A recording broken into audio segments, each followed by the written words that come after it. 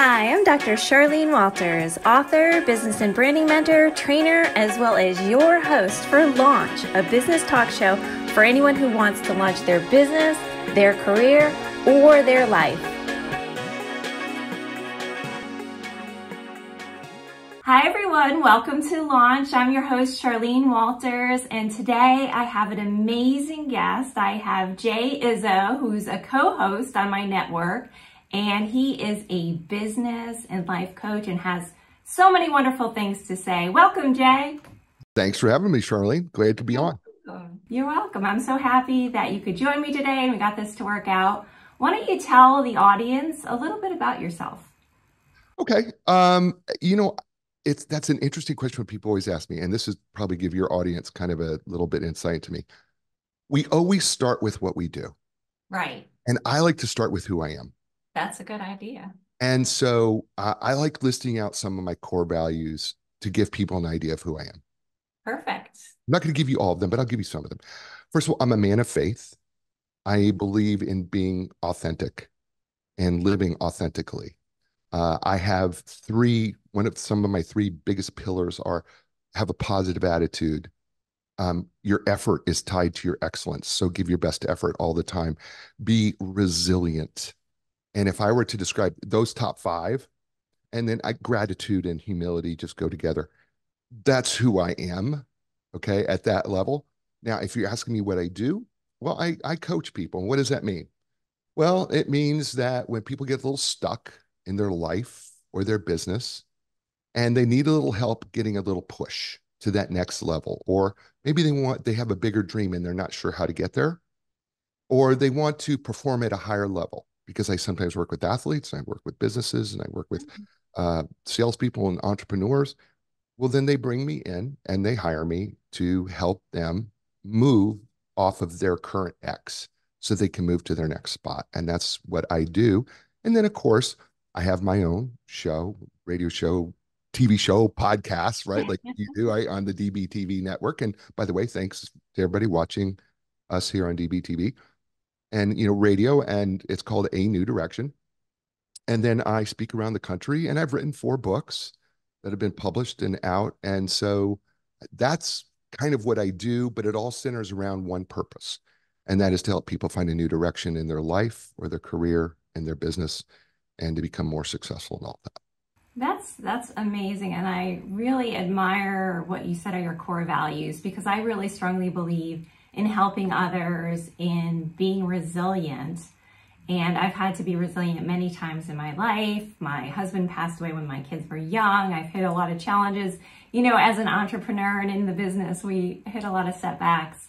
What is some of the things that has happened to you that have made you need to become more resilient, or where you've been able to showcase your resilience? So I think it starts as a child. Okay. And I know that people don't always want to go back to their childhood, but your childhood is significant It because, is. our parents, for whatever they were, and by the way, they weren't intentionally trying to hurt us. And I know that some of us have grown up in dysfunction, and Right. but that's okay. They weren't trying to hurt you. This is the first thing you need to understand. But during your childhood life, there were incidents and things that happened to you along the way that kind of shape you. And then there are things as you grow older that you have to make choices to shape yourself. Right. So for me, growing up in a town of 119 people in Nebraska, in a farm area, All right. shaped a lot of things for me. So I was on a pig farm.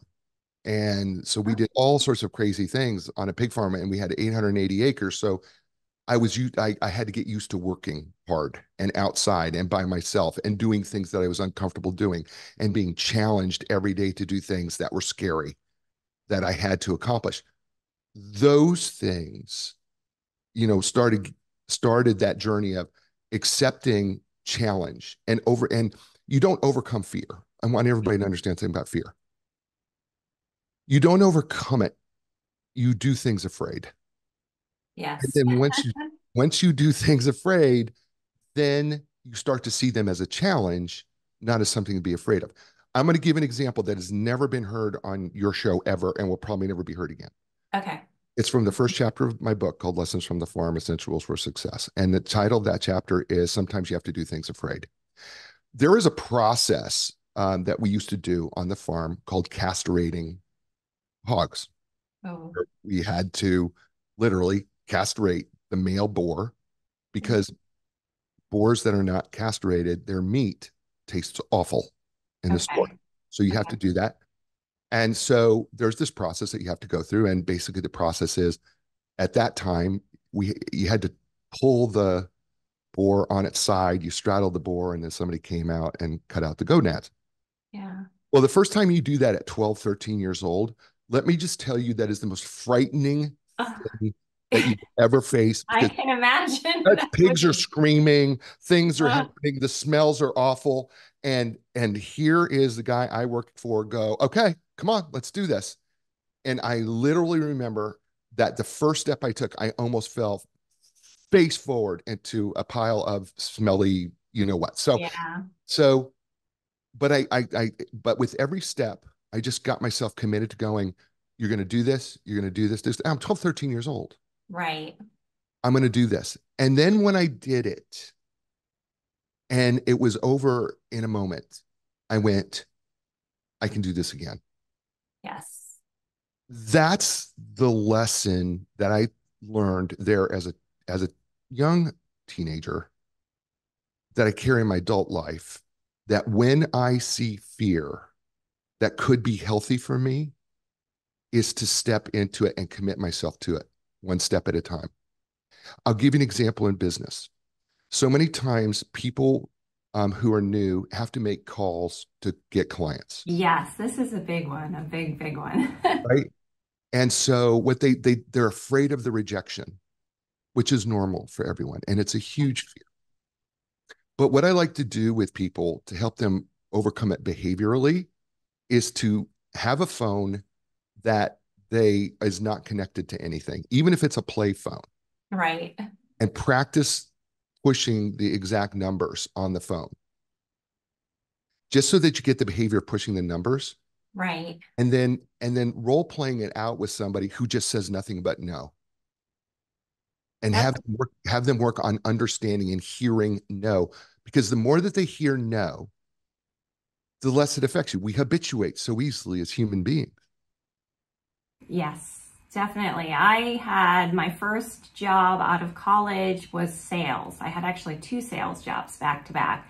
And I always tell people those were the most important jobs for me. Not that I wanted to go into sales permanently, but they helped me build confidence. They got me used to rejection. They got me used to talking to people, to pitching ideas. So I agree, you're right. The more you do it, the more comfortable you get. You don't ever really completely get over that fear, as you mentioned, but you are able to get better and to overcome it. So let me ask you a question. Sure. When you did it, when you were in sales for that brief period of time, what did it take for you to get past it? You know, I think it was just making the sales, like actually getting a yes eventually got me more confident. We were in an open room where everybody could hear each other, you know, so it's like you felt like you were on stage. And I think at first I was really intimidated, but I had other people helping me. I remember I was, brand new and they had been there longer. And I think the confidence grew. And then the more you start making those sales, right? And the more you're adding it up, and I eventually became top salesperson. So then you start to get over it. And we often used to joke that, it spilled over into our personal lives and we would think nothing of calling somebody who didn't answer 10 times or whatever it was, which isn't, always healthy in real life. But in sales, you have to have that persistence. So I think that's what helped me. And I think when I hear you say that, to me, I hear somebody who says, okay, I'm just trying to become the right salesperson, Right. right? You're not trying to find the right person that will buy from you. You're just trying to become the right salesperson that eventually the right client will come to you, right? Now, Yes. Yes. I right? think Because so. you're developing yourself, right? Right. And I think too, you learn in the process that was B2B sales, and we would, trade accounts. Like, I'm not having any luck with this account. It's just not clicking here. Maybe you'll have a better time with this person. And we found sometimes when we did that, and it was just, the personalities weren't meshing well, and that's okay. Not everyone is going to like you or understand where you're coming from or appreciate your style, but there are different and creative ways to kind of overcome that and to make that connection. For me, anyways, in my experience. Okay, so it applies in life too. Right. So one of the best pieces of advice I ever had in my entire life. I was divorced and I was in my late 20s, maybe early 30s, maybe 30-ish. And I remember, in that period of time, wanting to, find the right person. Have you ever heard, you've heard people say, I just want to find the right person, right? I've lived it.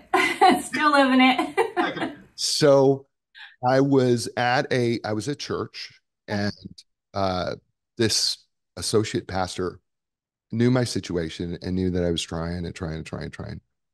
And I stand about 6 feet 4 inches tall. So he reached up and he grabbed me by the shoulders and he looked up at me and he said, Jay, he said, stop looking for the right person and become the right person. Yes, and that's also very true. Okay, but it applies to everything that we do in business and in life. Yes. Stop looking for the right client, become the right salesperson, become the right CEO, become the right cashier if you're at a cashier, become the best that you can be at that. You don't worry about looking for it. Just do everything you can to become what somebody wants. I think that's really solid advice. And I think I've started to realize that more and more in all aspects of my life as I've gotten older, right? Just it's more about your actions, what you're doing, and just kind of forming your own path and just working on yourself, right? Because that's what you can control versus trying to control other situations, other things. So I've always told people, and I work with a lot of students because I teach also at a couple of universities, and I always tell them the best investment you can make is always in yourself. And I'm sure you share that same philosophy. Of course, because you can work on you endlessly. Right. And if you spend more time working on you, guess who you don't worry about? Everyone. Other people, right? Don't worry about other people because you're spending so much time trying to work on you and improving you. And, at the beginning of my show, I talk about that we're four-part people. We're physical, mental, emotional, spiritual people. Right. That we have to work on ourselves every day because we don't stay static. Because if we're not growing, we're dying. Right. And so, I have to be working on myself physically. Well, what does that mean? Does it mean that I have to exercise every single day? Well, I would like to, but maybe that can't happen. But I can eat better. Right. I can drink more water. I can get more sleep. Right. Uh, Mentally, what does that mean for me? Well, I read a book a week, so I'm constantly reading, but it also means that I I can absorb material and take notes like I do sometimes I'll listen to a book and then I'll have a pad or I'll speak into my phone to remind myself of three things I learned as I was listening so that I can apply that down the road. So I'm taking some active part because we're right brain, left brain, right? I want to work on, learning a new piece of music on my guitar or my piano, or, maybe, I'm learning Hebrew. So I'm learning a foreign language, something to do that I can learn. Take an active part of it. Then there's the emotional side of you, right? Yes. And this is difficult, but how well are you able to control your emotions under stress and pressure? That's Work- yes. Working Critical. on emotional control. You live in Charlotte. I live in Raleigh. We have traffic. How do you do when somebody cuts you off? Yes. Right? What are your Yes. what are your thoughts? What are your words? And then the second part of that emotionally is how well are you able to tap into and understand the emotions of other people? And that requires active listening, which we don't do well at. Right. Agreed. That's listening is even more important than talking.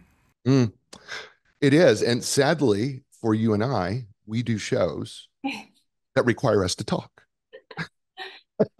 And Yes. right. I'm taking a class, and it's interesting that you brought up improving yourself. And, I finished my PhD a while ago. And once I finished that, I thought, that's it. I'm done. I'm not going back to school ever again. But I pushed myself recently and took a formal class.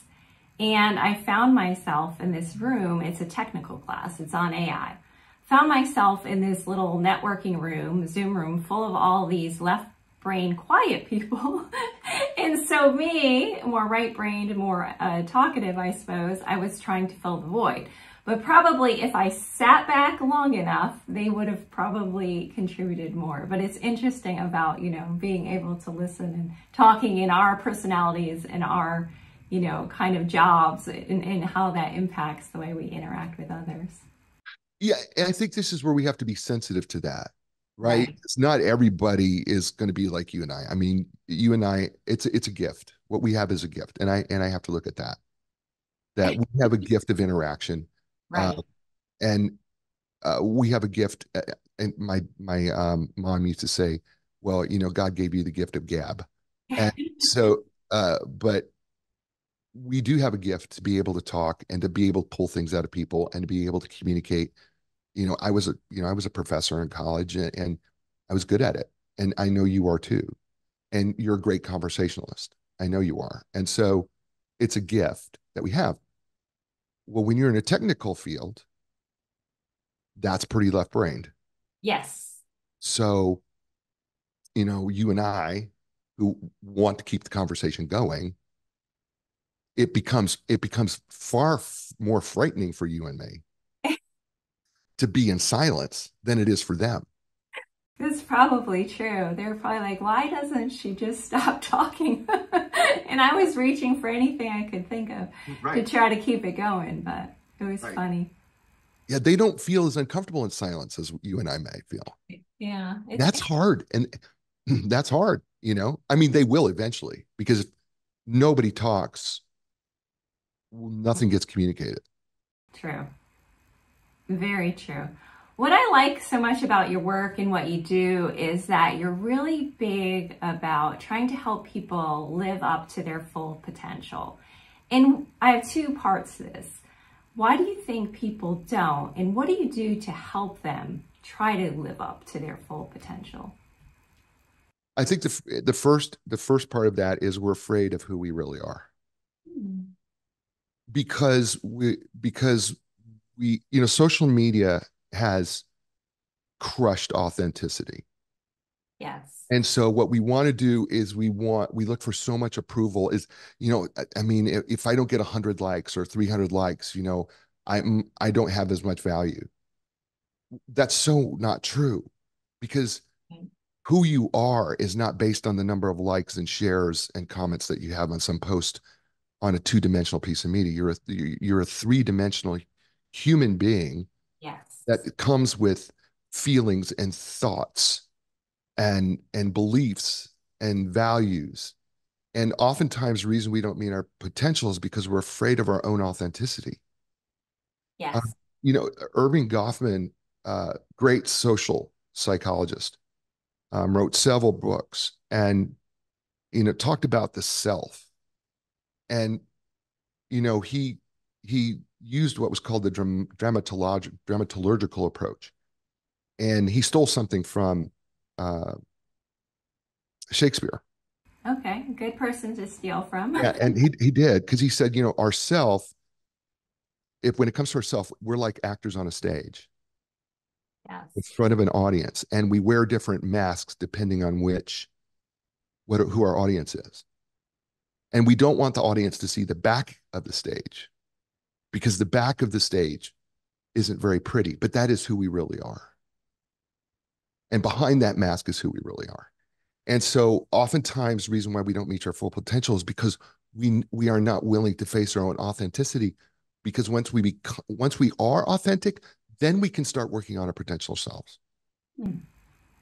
That's a really great approach in thinking through that. That's so true. And we had talked earlier about sales, and I always thought too, now that we're talking more, one of the reasons I was successful is I kind of matched the energy of the people that I was talking to. It was a different approach depending on that person. But I do think with social media today, no one is their authentic self. And I've heard my kids often complain about the people being fake all the time. People, well, this one's fake, that one's fake. They're not authentic, but they're right. In a lot of situations, that's who we're dealing with, and it can put people off. And if we're afraid, all afraid to be our true selves, then what kind of world is it that we're living in? We've got to really work on making that more of the norm. And I'm sure you do a lot of important work in that regard. Yeah. So, in answering the second question, which is attached to the first question, oftentimes it is helping people understand for them to reach their potential is understand who they really are Yes. and then getting them comfortable in their own skin. Because oftentimes people are not comfortable in their own skin. They want to be like someone else, or they want to have a lifestyle like someone else, or they want to live like someone else, or they see someone else and they go, this is what I want, but they don't know who they are in reality. And part of my job as a coach is to help uncover that because we all have a set of gifts, talents, and abilities. All of us do. Yes. And by the way, in combination, they're not like anyone else's. It's a fingerprint. It is our fingerprint on the world. That's not like anyone else's. And when I can break down and your own authenticity, find your own authenticity, find your gifts, find your talents, find your abilities, and we put that all together, out of that comes purpose. Yes. And the psychological definition of purpose is something that has meaning to us personally, but makes a positive contribution to the world around us. So true. I mean, I truly believe we're all here to make a contribution as well. And I think if you can combine what you're doing with that very initiative, you can really, really excel in life. So I think that's amazing, everything that you're doing in helping people kind of uncover that. Do you have any super example of someone you worked with that you're so proud of or that you could share with the audience without naming names, of course? Sure, sure. First of all, I have a number of clients. I'm proud of all of them. Uh, I think I think one that stands out to me is a young man who is in his 40s Okay. and he's got a family and he realizes that what he's doing um, is not what he really wants to do. And he hired me to find out what it is that he should do. And we came to I've helped him come around to the idea of going, we're not human doings, we're human beings. Yes. And so let's talk about being first. This is all part of authenticity. And one of the things we found out about him in his particular, and he's very successful in his good current position, is that uh, he is very good at being an advocate for everyone else but himself Mm. in the process. He's an advocate for his team. He's been working in the same position for 16 years. And this just happened last week. And he had an amazing 10 out of 10 review for being the project manager of this company. Good. It's a big company, 10 out of 10 review. But he said, you know what? I didn't get compensated for it. Oh, yeah. And I said, so what are you going to do about that? He goes, I don't know. I'm just disappointed and I'm a little discouraged.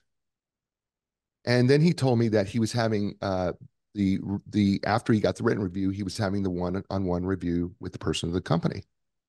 And I said to him, I said, how well do you know this person? He said, well, I call him by his first name. I said, really? I said, when you're going to this review, at some point in the review, either during the review or after the review, I said, there's going to come a point in time where I want you to make this statement. And this is where sometimes we have to script people because I have scripts. And sometimes we need to help people script themselves so that they feel comfortable. And Right. you know your people well enough. And I said to him, say this. You say, you know what? Bob, let's say that's the name of the guy who's the owner of the company. Bob, you know what? This review is awesome, but I have to tell you, I'm a little discouraged and disappointed because those are the words he used. He said, and I said, be silent and let Bob ask you why you're discouraged and disappointed, which Bob Right. Yes. And then I said, then tell him, honestly, you know what? I appreciate this review so much, but I just, is there any way we can negotiate the compensation? Because I don't feel it was the same compensation I would have had for such a positive review. Right. He ended up getting an extra $5,000 a year, Very good. right? I know that sounds simple, right? But I'm really proud of him because he would never have done it. He advocated for himself. He always advocated for others, but never would advocate. He was just going to forget it and move on. Right? Yeah, that's important to do because I know, even just the act of doing it, they can say no still, but at least you know your own value and you stood up for yourself and you advocated for yourself. Right. And then the other thing was when we brought that up and we practiced it, I said, when the way I phrased that, does that feel right to you? Right. Because I don't want it to feel right to me. I need it to feel right to you. And he said, you know what? I would say it that way. And that does feel good to me. That's the other thing. You can't take a script that somebody gives you and do it their way. It has to feel comfortable to you to make that work. So I'm really, really proud of him. But I have I have a business owner in California, and she owns a very successful cafe. And, we were able to help her get her dream of starting a farm and growing her own vegetables and stuff that she could bring to her farm to table restaurant. And we were, as a former farm boy, how much fun was that for me to help her, come up with a farm and give her ideas on how to make that happen because she had extra land in California and was able to do that. I have, people who have been massively depressed and not sure what their purpose was in life. And they've come around the corner. And even though they kind of have an idea what they're doing, what they've realized is that they have a lot more to live for because of who they are. So those stories, Yes. because they change me. I can see where they would, and it sounds like you're doing super important work out there and you're helping so many people, and that's so valuable. And I hate to rush you, but we're running out of time here on the show. So I want to make sure that everybody can find out where they can get more information about you, how to contact you, get your books, etc. Yeah, so I have a unique spelling on my last name. So my last name is Izso. All right. So it's Ice Cream Zebra Samuel Ocean. And so if you go to JAYIZSO, that's jizzo.com, you can find everything. And if you even type in my name, I'm the only one. IZSO, J Izzo, I'm the only one. That family name is very rare, and there's very few of us in the world. So if you look it up, you can find me. You can find the show. You can find me. You can find Coaching Mavericks, which is the name of my company. You can find it all and all this stuff. And by the way, LinkedIn too. I love talking with people on LinkedIn. Me too. Reach out to me. I really am happy to talk with you. Just chat with you. I really am. So awesome. Yeah.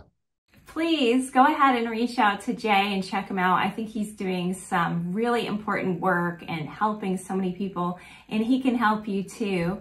And as for you, I will see you next time on Launch.